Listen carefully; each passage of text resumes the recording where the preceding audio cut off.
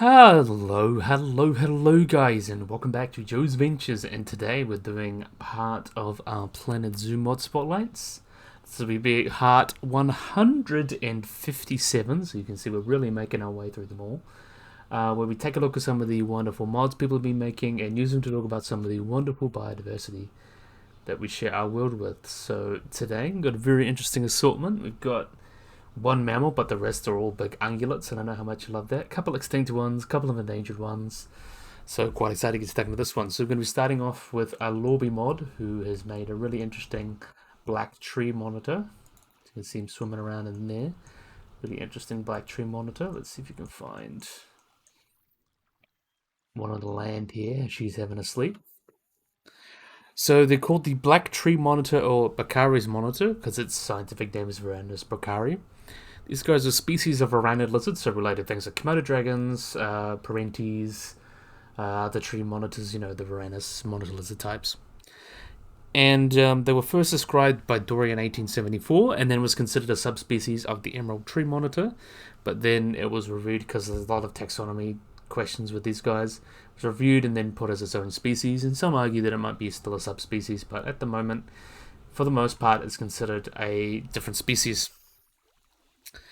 So in terms of these guys in their description, they are hatchlings or juveniles are typically a dark grey in colour, with regular rows of bright yellow-green dots that are particularly noticeable in their backs. And as they mature, so the babies will be a little bit more bright and interesting as adults, they get to be a bit darker. So you can see this is what the baby looks like, a little bit more interesting, but once they turn adults, they become completely black and lose those dots. In terms of their adult size, they reach between 90 to 120 centimeters, or about 35 to 47 inches in overall length. That's including their tail, and which the males are significantly larger than the females. So that's like most varanids.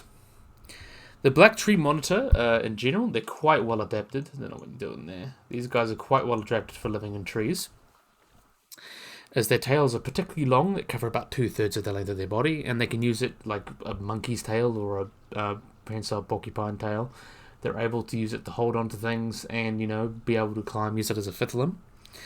And the tail is actually used solely for this purpose, and there's no evidence of the defensive tail lash behavior that a lot of other monitors use. So these guys just use them for their tail, as another limb.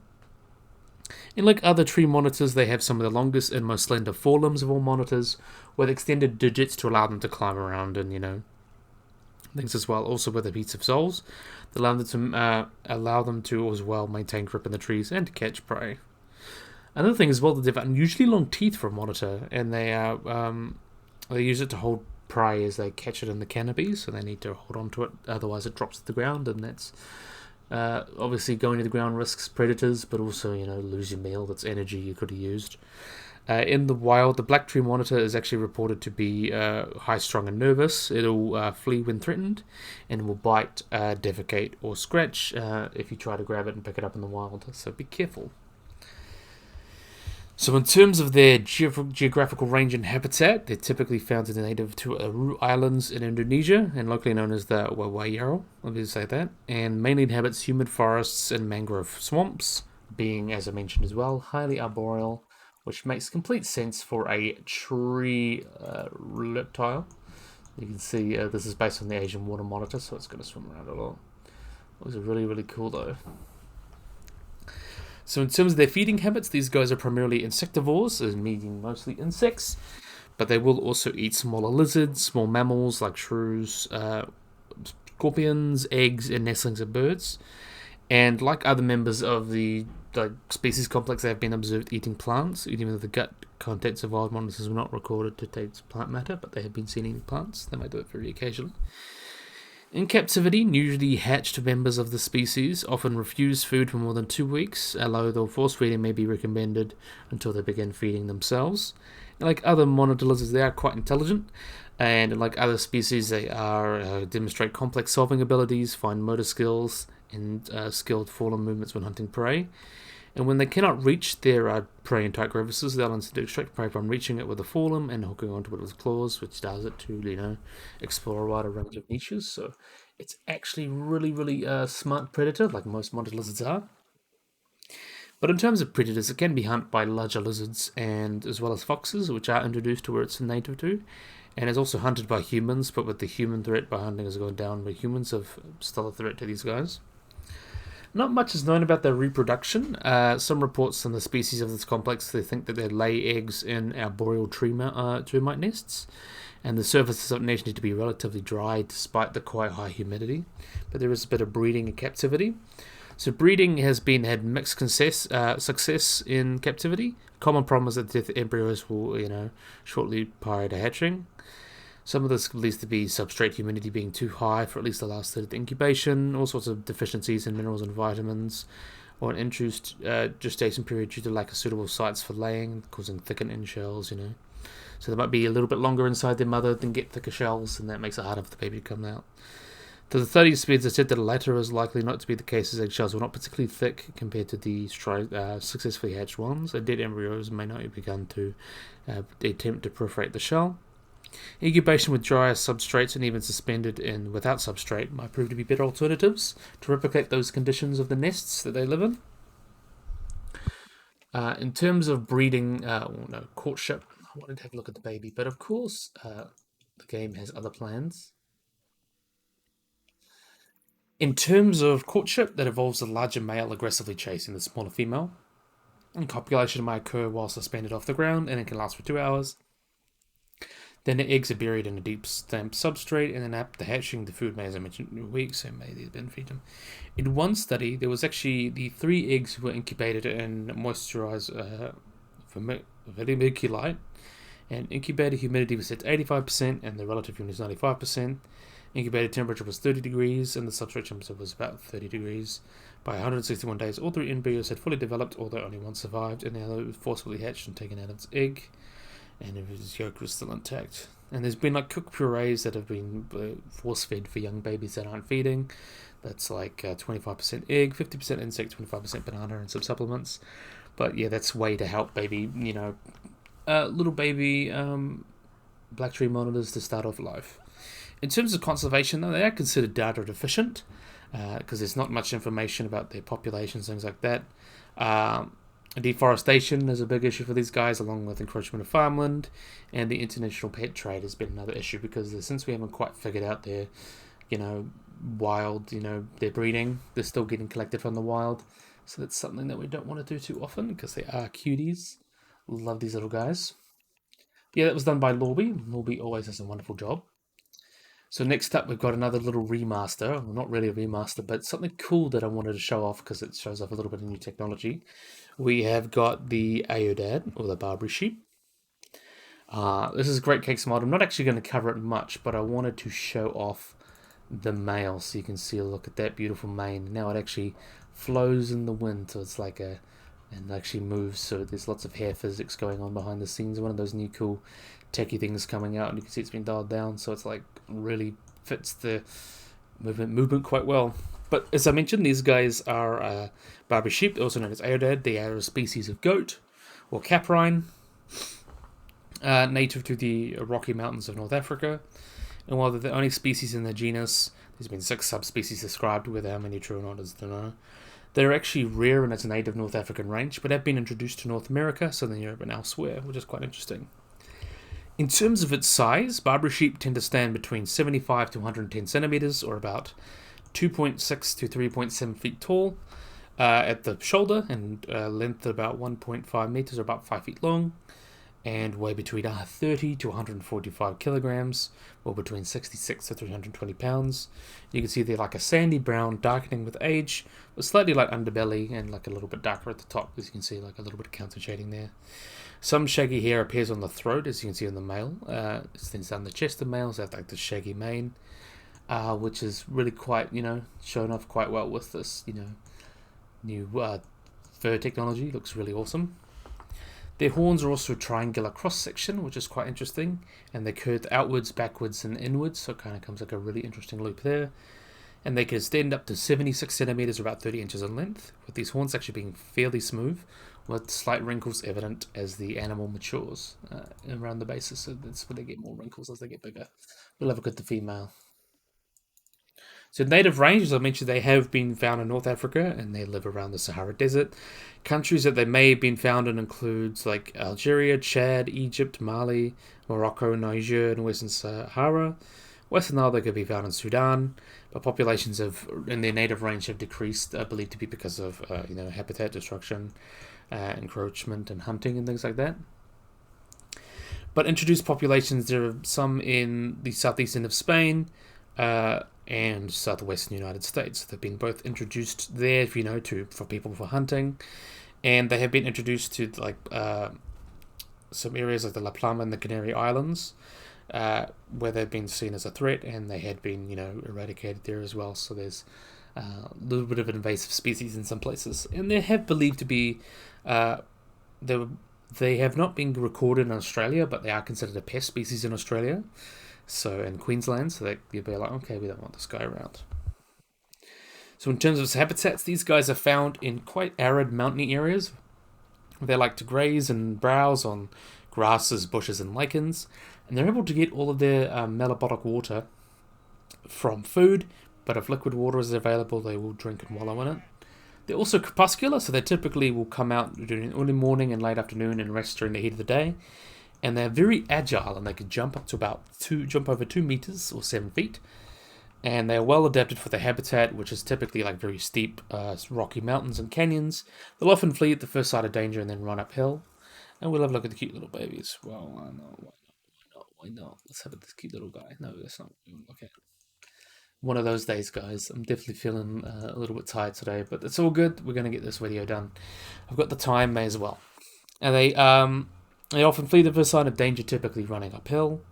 They're extremely nomadic. They tend to wander around their ranges, travel constantly. And their main predators in North Africa were the Barbary leopard, Barbary lion, and caracal. But now mostly humans, feral dogs, and competition due to overgrazing and drought kind of threaten their populations. So one of the typical stories, we like to encroach on their habitat. Very interesting. But yeah, cool guy. Do really love this guy. Very cute. Nice to see, everyone likes to tinker and play around with their mods, and I just love that now we've got a little bit more hair going on. It looks really, really nice, I think. You got to see it on other animals, like maybe the mammoth or something, really add to that fluff. The wisent as well, that could be cool. Because we love big fluffy animals. Fits quite well. So next up, we've got another Great Cakes mod. We have got, going back into prehistory, we know we covered Oxydactylus last time. Now I've got a really, really awesome, prehistoric camel that I've always wanted to cover because it's just so gangly and weird. This is Camelis. So these guys are an extinct genus of camelid that lived during the Miocene, so between 20 to 4 million years ago, and existing for about 15 million years. And their name is derived from Greek, which means high and steep. So it's the high camel is its name. So Camelis, camel, Aept, which is high. So there is a couple species described, but I don't know how many of them are considered valid. But there is quite a few different species. The species, this one is Giraffacus, or Draphanus, which is the type species. So this is the one that's described. And they walked on their toes, which is quite interesting as well. And unlike other camelids, early species, they possess the cushion pads like those of modern camels, but they do, have that. So these guys were a little bit more like modern camels than a lot of their early ancestors. So these guys have those cushion pads that the modern relatives have. Camelis was actually often referred to as Alter Camelis by Matthew 1901, who rejected as Pro Camelis. And then this was found with a complete skeleton of a tall camel, and Matthew and Cook erected the name Altercamus giraffacus in 1909. Then it was considered intermediate or indeterminate, so basically they couldn't tell enough from the fossil to actually consider it a new species. But then MacDonald in 1956 recognized it as a nomen dubium and then erected Camelis to replace the species. So basically that genus just replaced it, but you can see how awesome this guy is. So these guys were a prairie dweller, they're North America. So as I mentioned in the video with the other guys, Oxydactylus, these guys were native to North America. Most camels have their origin in North America, and it was only recently with the extinction of camelops in America, the camels were not in America anymore, but they evolved in America, and then only recently they spread out down to South America and to Eurasia. And then they kind of survived there while they went extinct in North America. So that's really interesting. These guys are highly specialized as well. As you can see, they've got relatively small heads compared to the body, and they have quite a long neck as a result of similar adaptations giraffes have. They have like really long vertebrae, and their legs, you can see, are quite long and stilt-like, with elbow and knee joints at the same level. And the top of its head would have been about 3 meters above the ground, so quite a tall animal. This strange body structure result gives information about its habitats. These guys would have lived in dry grasslands and potentially in herds with groups of trees. And I presume they would have moved singly and in small groups, very similar to today's giraffes. So this was basically the North American equivalent of a giraffe at the time. And in this respect, they typically had no competitors, so they were the only member of that kind of niche, the tall browser niche. And they survived relatively long throughout most of the Miocene epoch and died out prior to the start of the Pliocene, potentially due to climatic changes. That could have been an issue for them. And they're quite widely found across the US. They've been found from Montana down to California, and there's quite a few different species described, but this is Camelis. But it looks really, really cool. How can you not love these guys? I really love to see this guy get a good reconstruction. A lot of reconstructions of this guy really make it look weird and, like really shrink wrapped and stuff like that. So it's nice to see one that actually like gives it a good amount of love and makes it look distinct, which is quite cool. Definitely a big fan of this guy. How can you not love it? Anyway, so our next one, we're going to have a look at another extinct species. Really, really awesome. We're going to have a look. We're going to have to move these guys. So this really interesting guy is called Anaballatitan hippopotamus. So these guys were kind of like Megacerops was their name, but these guys are a member of Perissodactyla, so they're old-tone ungulates. They are a brontothere. So even though they look a lot like rhinos, they are a brontothere, which is nowhere near related to modern-day rhinos. They're just another group that convergently evolved to look a lot like a rhino. But these guys are quite an interesting group. So these guys had a range that lived around Eurasia, or in Asia, and during the Eocene, so quite a bit earlier, around the Middle Eocene. So I believe that's like 30 million years ago or so, or 30, 40 million years ago, sometime around then, because it was before the Miocene and then the Pliocene, because the Miocene started about 20 million years ago, or something like that. Let me check. Yeah, the Eocene was between 33 and 56 million years ago, so that's quite a wide range. About the Middle Eocene, so I imagine about like 47 to 41 million years ago. So these guys are an extinct member of the Brontothere family that lived during the Middle Eocene, and it got its generic name to honor the Taku Mountains, where it was found in Kazakhstan, and is found far to the west of the Gobi Desert, where most detected Brontothere fossils are found, so it's kind of an outlier. And there are 3 known skulls with small frontonasal appendages and individual bones of the body, and it's probably one of the last of the major representatives of the Brontothere, so it's kind of the last of its group. And its height at the withers was considered to be about 2.5 meters tall, and it was found. We also found trace tracks of the large equines that could belong, or large, perissodactyls that could belong to the species. And judging by the structure of its teeth, they actually think that it would have fed on soft vegetation, such as leaves or young shoots of trees. And based on the fact that it have short legs, and its fossils being found in lake sediments, it has been suggested these guys may have been actually semi-aquatic, kind of like a hippo. But of course, there's really no way to confirm that because, just because something's preserved in water doesn't necessarily mean it lived in water. Could have just had a very similar rhino ecology, but it is possible. Looks very superficially hippo-like to me. Cool, quite cool. But in terms of length, they would have been about 4 meters long and about 150 or 2.5 meters tall at the withers, and would have been between 1.2 to 2 tons. So still quite a big animal. And we can have a look at the cute little baby. Where's the cute little baby? There's a cute little baby. Oh no, he's disappeared. So look at this little cutie. How can I love these guys? How adorable. Alright, that's another great mod. Also done by Great Cakes. Really, really awesome to see these extinct animals get some love. Like talking about weird animals. Alright, next up, we've got one done by Ginger Toast. We're going having a look at some modern animals this time. We have got the Dorcas Gazelle by Ginger Toast. Let's have a look at you. Let's see if we can find the male. I think the male's this one here. Yep, he's a little bit more impressive. So Dorcas gazelle, or Gazelle doricos, also known as the aerial gazelle. These guys are small and quite common gazelle. They stand at about 55 to 65 centimeters, or 1.8 to 2.1 feet at the shoulder, have a head to body length of about 190 to 110 centimeters, or about 3 to 3.5 feet, and weigh between 15 to 20 kilograms, or 33 to 44 pounds. There are numerous subspecies that can be found in grasslands, steppes, wadis, and mountain deserts, and the semi-arid desert climates of Africa and Arabia, where they're estimated to be about 35,000 to 40,000 left in the wild, and they are considered vulnerable. So in terms of their description, they're quite similar in appearance, but yet smaller than the closely related mountain gazelle. And these guys have longer ears and more strongly curved horns than those gazelles. They bow outwards. And some individuals from the Saharan subspecies are very pale fawn colours, with some are a bit lighter. The white underside you can see is also bordered by a brown stripe, very similar to other gazelles. And the forehead and faces are darker, with subspecies north from the Sahara tend to be more oak in colour, and they have dark flanks and facial stripes, though in populations in places like Israel and the Red Sea have darker and more reddish colours. And in the last century, the populations were partially destroyed in all the countries they were found in because of hunting. Currently, there are large populations found in the Negev and Agra and other parts in Sudan, and some parts of the East Desert, and in Israel there's only about 1,500 of these guys left, which is a little bit sad. So in terms of their behaviour, we'll have a look at another one so you can see this one's a more Red Sea population, a little bit redder.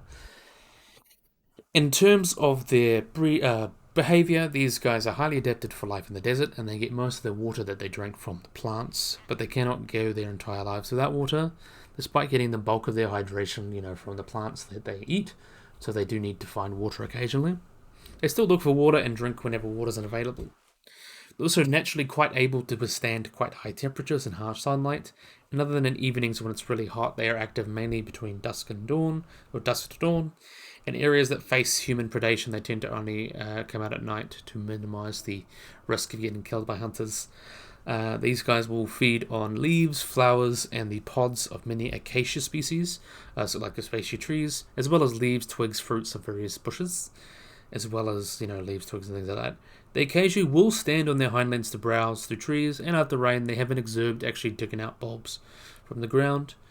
They are quite fast animals. When threatened, they can run at speeds up to 80 kilometers an hour, to 80 to 96 kilometers an hour, or 50 to 60 miles per hour. And when threatened, they tend to tail twitch and make bounding leaps with their heads held high. It's called strutting, or stouting, and it's often used to announce that they have seen a predator. So let's have a look at the little babies. Where is the little babies? There he is. Look at this little cutie. So now we're going to talk about their breeding. So when conditions are quite harsh, Dorcas gazelles live in pairs, but when conditions are more favourable, they will have a family herd, which usually has an adult male, a bunch of females, and their young. During the breeding season, males tend to be quite territorial and mark their range with dung middens. And the most part of their range will be about breeding will take place between September to November. Gestation typically lasts 6 months, and a single fawn is typical, although twins have been reported. And the newborn is well developed with fur and open eyes, and within the first hour they will attempt to stand and suckle on its first day of life. The first 2 weeks in its life, these guys will lie curl up in a scrape on the ground or beneath bushes while the mother grazes close by, and the young will then start to follow the mother around and start to take solid food. And then after a little bit of time, about 3 months, they'll stop suckling and become fully weaned. And some have been known for their dangerous behaviours when surrounded, and there have been many reports of deaths involving them. So they can be quite dangerous, if you get them a bit weirdly, which is quite interesting. So you can see the difference between the male and female there. Male's a little bit more obvious just because they're that large size. In terms of threats, these guys have declined throughout their range, which is sad. But their natural predators include things such as humans, cheetahs, leopards, Arabian wolves, and lions. But due to hunting, actually very few large cats remain to prey on these gazelles. And most unhealthy gazelles are caught successfully by predators, while healthy gazelles escape them. To escape the cheetahs, they're just the fastest of the carnivores. They typically run fast and make zigzags, as does the Compton gazelle. So a very closely related animal. They do the same strategy to get away from them.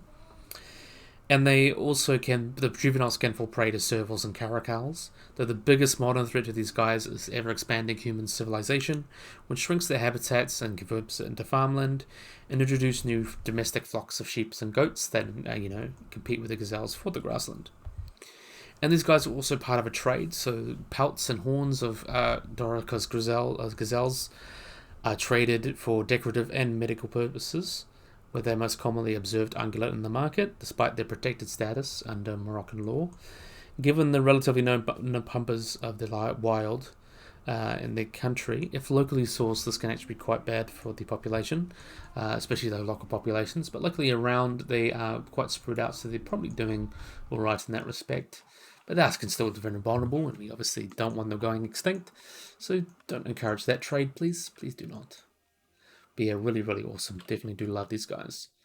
So that was done by Ginger Toast, Dorcas Gazelle. Next up, we've got a Monsoon mod who made a Chernu or a Tibetan Antelope, which I'm quite excited to talk about because these guys are quite interesting. You can see the male here. So the Tibetan Antelope or Chernu or Panthropus hogsoni.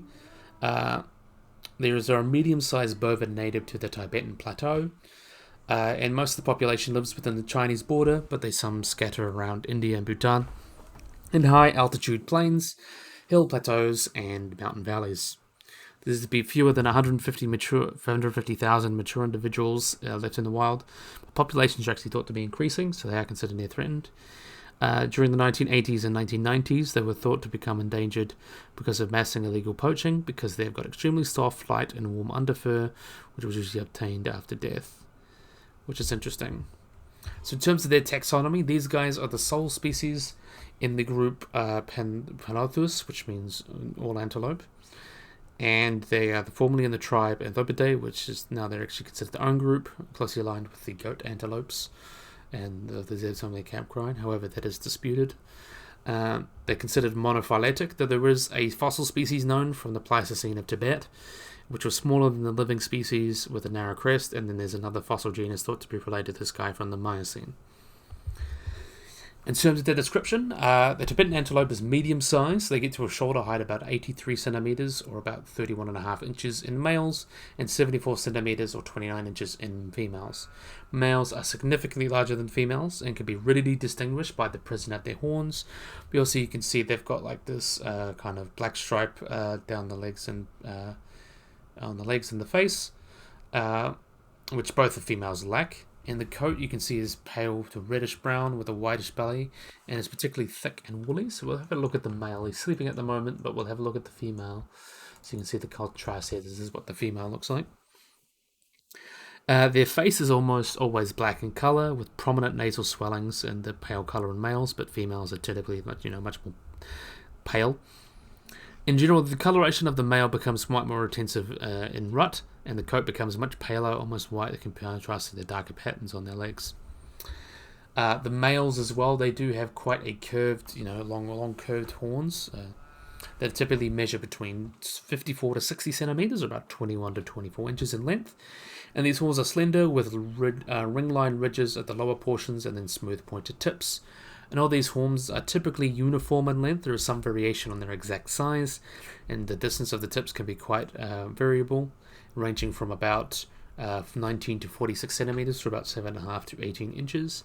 And unlike a lot of other caprines, these guys actually, their horns do not grow throughout their lives, and the ears you can see is quite short and pointed, and they are relatively short at about 13 centimeters in length. So that's the ears. We'll have a look at keep doing this today. It kind of annoys me, but escape. So you can see here is the male. You can see he's in his breeding colours, quite dark colours on his legs there. And these big horns, you can see they've got these ridges and then they smooth out near the top. So the fur of these guys is distinctive. It consists of long guard hairs with a silky undercoat of shorter fibres. And the individual guard hairs are thicker than those of other goats with unusually thin walls. And they have a unique pattern in these circular scales that often resembles those of a benzene ring, which is quite interesting. In terms of the distribution and habitat, these guys are only found in the Tibetan Plateau, where they inhabit open, alpine, and cold steppe environments between 3,500 to 5,500 feet, or between 10 to 18,000 feet. They prefer flat, open terrain with vast, sparse vegetation cover, and they're found almost exclusively in China, where they inhabit Tibet, southern Xinjiang, and southern Qinghai, and a few places they can be found in India.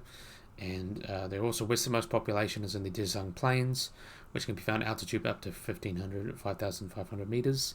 But today, the majority of the population is found in the Chantang National Reserve in northern Tibet. The first specimens were actually described in Nepal, but now they are considered to be extirpated from that region, and no subspecies are recognized. And one of the really cool adaptations that they have for surviving at such high altitudes is the retention of the fetal version of hemoglobin, which is even seen in adult animals, that allows them to have higher oxygen affinity, so they're able to transport more oxygen through the blood. And they're the only species where this adaptation has been documented. So it's really interesting, a little fact about these guys, how well adapted they are for their alpine environments. Really, really cool. Let's have a look at the female. We've got to have a look at the female again. So in terms of behavior, the Tibetan antelope will feed on forbs, grasses, and sedges, often digging through the snow to obtain food in the winter. The natural predators will include Himalayan wolves, lynxes, snow leopards, and red foxes that have been known to prey on young calves. So typically bigger animals, will eat them, adults and the young ones as well. They're quite gregarious though, so they'll actually sometimes congregate in herds up to thousands strong or hundreds strong, and usually move between summer and winter pastures, although they're more usually found in much smaller groups of about 20 individuals. The females will migrate up to 300 kilometers or 200 miles yearly to calving grounds in the summer, and usually give birth to a single calf and then rejoin the males in the winter ground in late autumn. So just a little bit of a nice area to give birth to their babies, as we see here. So in terms of breeding, the rutting season lasts from November to December. Males will form harems of up to 12 females, although 1 to 4 is much more common, and drive off other males primarily by making displays and chasing them with their head down, rather than sparring. And both courtship and mating are brief, with most of the behavior typically being seen in other antelopes, although males will typically skim their thighs for females with a kick of their forelegs, which is quite interesting. Mothers will then give birth to a single calf in June or July after a gestation period of about 6 months. The calves are precocial, so they're able to get up and stand quite fast. They can get up at about within 15 minutes of birth, and they are fully grown at about 15 months of age and reach sexual maturity within their second or third year. Although females may remain with their mother until some of themselves give birth, males will leave within 12 months, by which their horns are starting to grow, and males will determine their status, by their relative horn length, with basically the maximum length being achieved around 3 to about 3.5 years of age. So once they get to that point, they're like the big male, big kid on the block. Although the lifespan is not known, since so few have been kept in captivity, it is probably about 10 years, so that is a decent amount of time. And in terms of conservation, since 1979, these guys have... I want to look at the male, since he's the interesting one. Of course, so they have legal protection under CITES, and killing and harming those animals, is illegal worldwide. Things like that, and it's been signed by all sorts. So, but they have declined. They are listed as endangered due to commercial poaching for their underwool, competition with local domestic herds, and the threat of development because of gold mining. The Tibetan antelope's underfur, or their down hair, is extremely soft. It is known as skatouche or skahatush, which has been traditionally worn or woven by craftsmen and women in Kashmir into swolls. It's in high demand in India as a girl's dowry, and in Europe as a symbol of wealth and status. So such demands resulted in massive illegal poaching in the late 20th century, the second half of the 20th century. As consequences, the population had a severe decline from nearly 1 million to less than 75,000 in the 1990s. And although they're formally affected by poaching now, they are among the best safeguarded wildlife in the plateau, thanks to extensive conservation efforts by the Chinese government in the late 1990s. With a 2009 assessment indicating that the population had increased up to 150,000. So it is starting to go back, nowhere near as much as it was, but it's starting to get back. The struggle also is to stop illegal antelope hunting that was portrayed in a film which is called Galaxy Mountain Patrol, and then they were changed from endangered to near threatened due to increased population, so they are doing better. To develop testing for Scatouche, these guys looked at material in a microscope, and they discovered Scatouche actually contains coarser guard's hair, which is unique to the species. And by doing this, they have actually Duo has actually found a convenient way to prove it is actually poached. And this is, people can actually look at them as well. And the Chinese government in 2006 actually inaugurated a new railway that bisects the breeding grounds of the species into Lanshu, which is the Tibetan capital.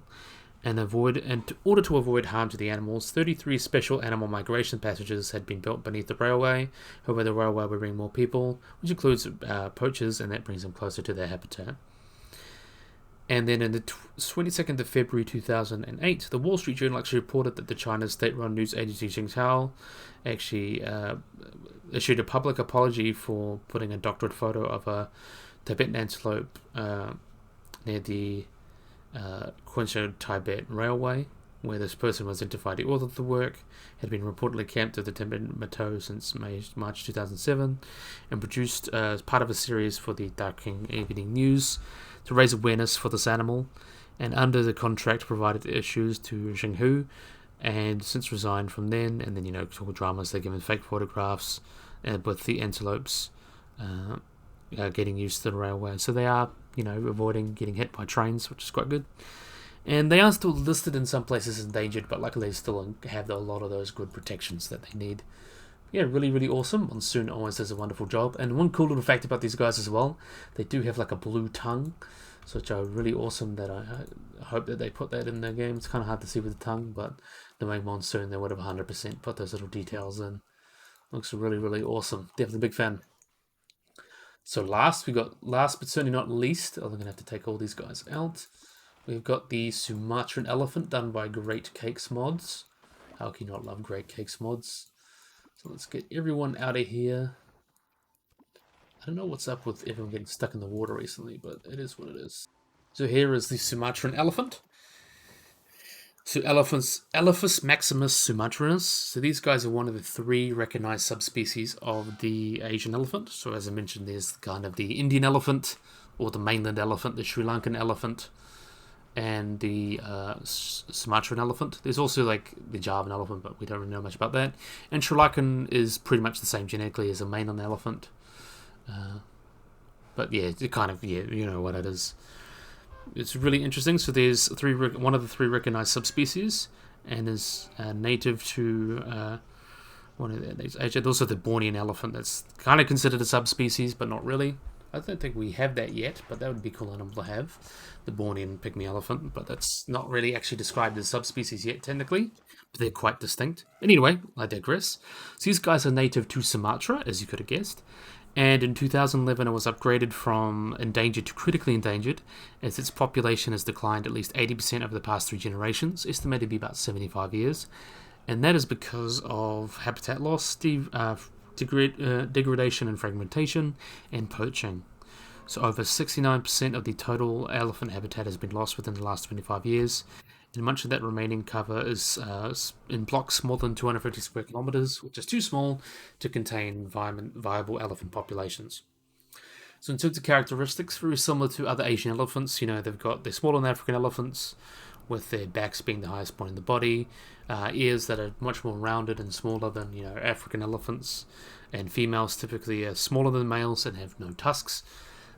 In terms of size, Sumatran elephants reached about a shoulder height of about 2 to 3.2 meters, or about 6.6 to 10 feet in height, and weigh between 2,400 kilograms, or between 440 to 8,800 pounds, and have 20 pairs of ribs. Their skin color is lighter than those of Sri Lankan and Indian elephants, even with the with these pigmentation, so they are a little bit brighter, you could say. So the Sumatran elephant was once actually widespread throughout the island, with the Riau province believed to have the largest elephant population in Sumatra, with about 1,600 individuals in the 1990s. And in 1985, the estimated population was believed to be between 2,800 to 4,800 elephants, living in 8 mainland provinces of Sumatra and 44 populations. 12 of these populations occurred in the Lajang province, and one of the 3 populations, with only the 3 populations were extant in 2022 when they reconducted the survey, which is a little bit sad. And the populations of some other populations be to be like 180 individuals, which are considered to be too viable to be too small to be viable in the long term. So I know you guys are all sleeping, but I want to see you guys walking around. See if you can wait a bit. You want to have a look at the male because he's got nice, beautiful tusks. That's actually one of the cool things about this mod. It gives them, nice big tusks. The ones in the base game aren't quite as impressive, I think. But it's all right. It's supposed to be more of an average individual, but it's nice to get it going here. So by 2008, Sumatran elephants have been considered to be locally extinct in 23 of the 43 ranges that were found in 1985, which shows a quite strong decline. And by 2008, they were locally extinct in the West Sumatra province and being at risk of being lost in the North Sumatra province. And the Rihau province was actually only had about 350 elephants left. And in 2007, the population was estimated to be. So the population then was estimated to be between 2,400, 2,800 individuals, excluding camp elephants, and 25 fragmented populations across the island, and more than 85% of the habitat was actually outside protected areas, so they puts that in risk. And they actually looked at Sumatran elephants, and they tend to prefer dense natural forests and river mountain valleys below 200 meters. And they moved, but then from there they moved into heterogeneous forest and actually foraged near people by night. Getting all that yummy sugar cane and all those things, which obviously puts them at risk. So in terms of their ecology and behavior, not too much dissimilar from other elephants. They stop reproducing about 60 years old. The maximum longevity in the wild is about 60 years. And few female captive elephants have survived 75 years from minus 560. They give birth mostly in eye and last about 10 seconds, with the healthy calf being able to stand within 30 minutes. Have a look at this cute little calf. Look at this cute little guy. Little friend. And I love that they actually put the hair cards in. These guys are really, really hairy little elephants. It's actually really, really cute. How can you not love these guys? Anyway, we'll carry on. So due to the threats these guys face, they face a lot of threats due to conversion of forest habitat into human settlements, agricultural areas and plantations. Many of the Sumatran elephant populations have lost their habitat to humans. As a result, they've been removed from the wild or directly killed. And as I mentioned, there's 69% of the potential habitat has been lost over one elephant generation, so that's pretty sad. Most of the elephants found in Sumatran camps were actually captured from crop raiding in protected areas, and the reduction of the elephant's habitat for illegal conversion of agriculture and palm oil still continues. And actually between 2012, so we'll have a look at the female while we talk about these threats. So most of these elephants, as mentioned, found in Sumatran camps have been found with cross-raiding events. Between 2012 and 2015, 36 elephants were found dead in the Aceh province due to electrocution, poisoning, and traps. And most dead elephants are actually found near palm oil plantations, where they often attempt to destroy them, sometimes successfully by impeding their foraging. So basically they come in, because there's not much habitat for them, they come in and raid the crops, and people get pissed off, and it starts fights, and it's not very good. Sumatran elephants typically prefer low elevations and gentle slopes, including those of rivers and mountain valleys, with humans also preferring the same features, which results in competitions between humans and elephants for those spaces. Crop protection efforts, mainly consisting of trying to chase away elephants from crop fields or moving them deeper into the forest away from farms, has restricted access for some elephants to these areas. But Elephas maximus, or the species itself, is considered a CITES Appendix 1, so it's protected. But these guys, being a subspecies, they still get those protections. In 2004, they actually established the Telsa Nilo National Park that it was used to protect habitat for the Sumatran elephant. And it's one of the last large areas that are able to support elephant populations, which is a little bit sad. But between 1986 and 1995, about 520 wild elephants were caught and kept in 6 elephant training camps, which have been established since 1986 in a few provinces around Sumatra. And catching wild elephants did stop in 1999, since the maintenance of captive elephants were too expensive, and their management had not been self-financing because some of the centres were actually overcrowded. And by the end of the 2000s, about 391 elephants were kept in these centres, and a few more were kept in touristy areas, zoos, and safari parks.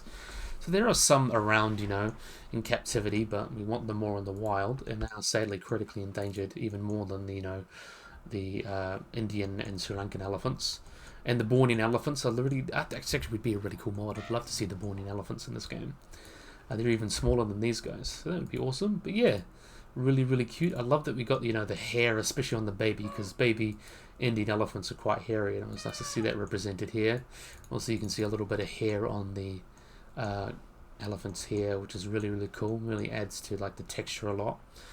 But yeah, really, really awesome. So, Great Cakes mod, always knocking it out the park, and I think this is a great place to end the video. We'll just look at the male and its magnificent tusks for a bit. So look at these wonderful tusks. I really wish the game had like tusk variations, so you can see all sorts of different really cool tusk patterns and horns and antlers and things like that. But anyway, I digress. So let's look out and see all our animals. So yeah, this is a really, really, really great place to end the video. So I really, really, really hope you guys have enjoyed this video. Hope you guys like and subscribe. Always remember to get the little bell icon to get notified of anything. So yeah, if you guys enjoyed this video, hope you guys like and subscribe, and bye-bye.